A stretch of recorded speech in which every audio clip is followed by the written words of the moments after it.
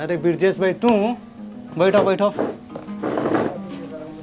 एक टल ईंटा चाहिए। अरे 2 दिन तो छुट्टी बा छठ पूजा के लेके, 2 दिन बाद दे ईंटा मिली। ठीक बात, तब हम जाते नहीं। मालिक रो बैठ। ए मालिक ईटा हम ला देते। सब मजदूर के तो छुट्टी बा, तू कहाँ से चली लो? तारा घरे छठ पूजा नहीं खे? छठ पूजा तो बोले मालिक, लेकिन ना काम करे तो हमार छठ पूजा ना हो। वैसे सोचनी है कि 2 दिन कमा लेती तो हमरो छठ पूजा हो। एक बजा वो जी ट्रैक्टर लागल बा, एक टाली ईंटा लोड कर दो। ठीक बा मालिक, हम जाते नहीं लाते। ठीक बा ब्रजेश भाई, तू जा, 2 घंटा में तारा घरे ईंटा पहुँच जाई।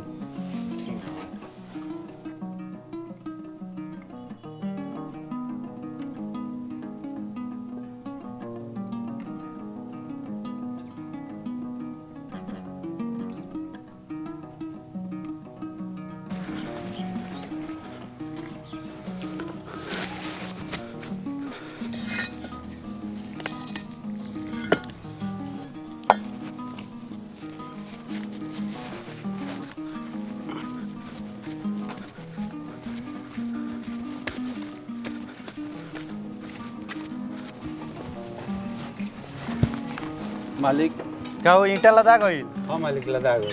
तैला पैसा। ठीक है मालिक, हम चलते हैं। ठीक।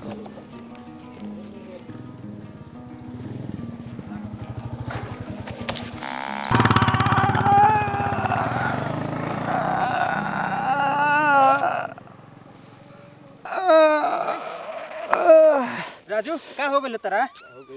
अरे तार पैर टूट गइल बा हो। उठा।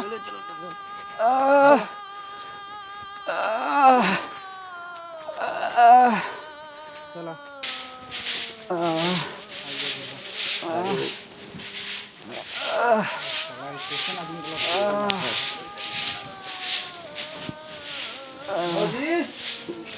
भौजी कहाँ बाड़ू हो? का भाई? अरे मोटरसाइकिल वाला धक्का मार के चल गइल, इनकर पैर टूट गइल बा। अरे कैसी चोट लग गई जी, देख के ना चले के चाहे। अरे राम रे राम। भौजी मोटरसाइकिल वाला धक्का मार के भाग गइल, इनकर पैर टूट गइल बा। फौजी पैसा के इंतजाम करो, प्लास्टर कराओ। बाबू कहीं से पैसा के इंतजाम करो तनी। ठीक बा भौजी, हमनी के चल तनी के। ठीक बा बाबू, तू ऐजा रहा, देखा हम कहीं से पैसा उधार मांग के लेके आओ तनी। ठीक बा?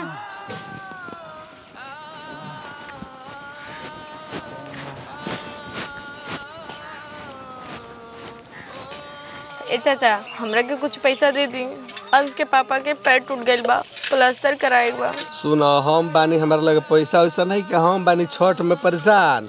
तू दोसर दुआरी देखे, बड़ा पैसा नहीं खे। चाचा कुछ तो दे दी। हमारे लगे एको गो रुपया नहीं खे, तू जा दोसर दुआरी देख, ए बार हमारा से ना व्यवस्था हुई।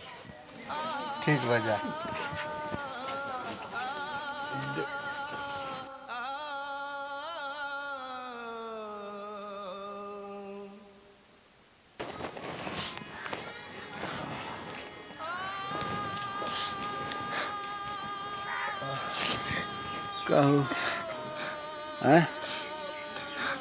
का करी, हर जगह पैसा मांग के हार गई, नहीं कहीं से पैसा ना मिलल।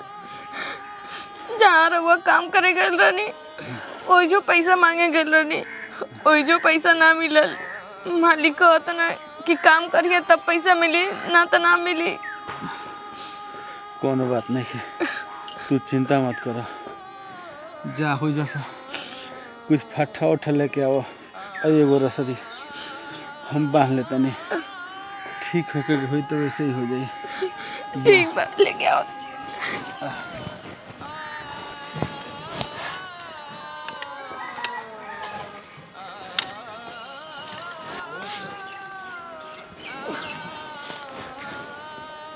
रुक जा रुक जा।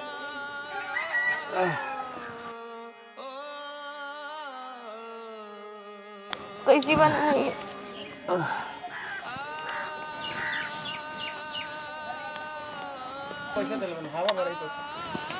हो गई।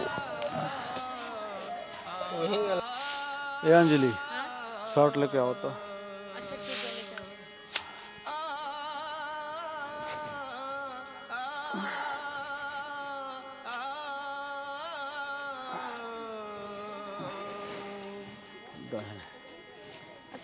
तनी देखो सुतला से काम ना चली। हमारा लगे 200 रुपया बा। आ तू जानते हो कल छठ हटे जाता नहीं चमनी पर काम करे पैसा मिली तो शाम के छठ के सामान लेके आए।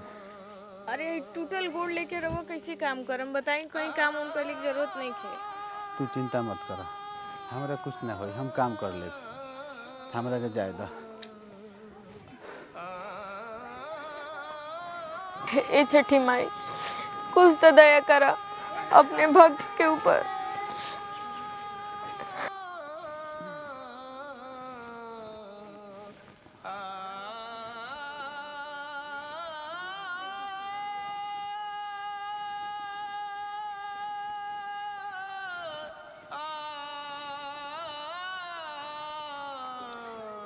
प्रणाम मालिक। तू यही जा पैर में का हो गइलो? कल एक्सीडेंट हो गए वही से पैरवा टूट गए। मालिक कल छठ है आजो कुछ काम कर लेती तो कुछ पैसा और हो जाता हमारे लगे तो छठ के सामान हम खरीद ले जाती। पैर ठीक हो जाए तो यो ऐसे कोनो काम उम नहीं है। अरे मालिक हम ऐसे ही काम कर ले वो काम तो बताई हमें को। कहत नहीं जा पैर ठीक हो जाई तब अइहो। ठीक है मालिक।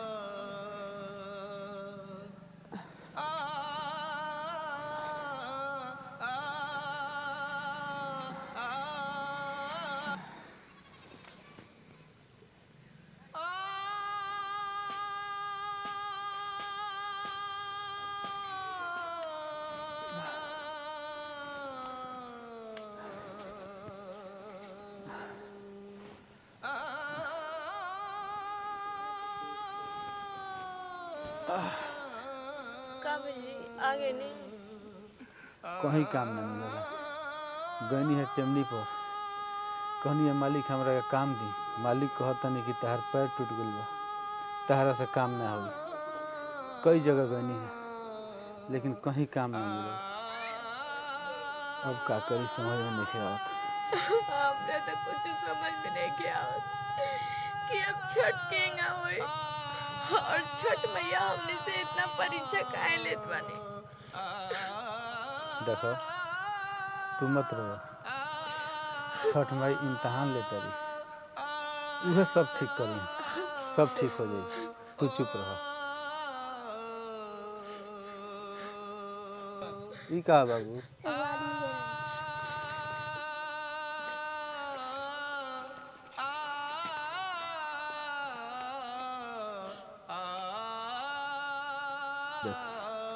हर छठ के सब सामान आ कुछ पैसा बा।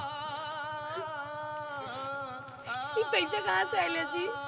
इहे आदमी जौना के गाड़ी से धक्का लग रहा उहे सब सामान भेजले बा। देख ललू हमरा पूरा विश्वास होला छठी माई को कोनो ना कोनो बहाने हमनी के छठ के इंतजाम करा दली छठी माई। हे छठी माई छठी माई रौर महिमा अपार बा। सुनो है सामान ला आ पैसा ही दो हम जाता नहीं औरत का सब सामान लेके आए। ठीक बा जाई जल्दी लेके आई हम पूरा तैयारी करते। जा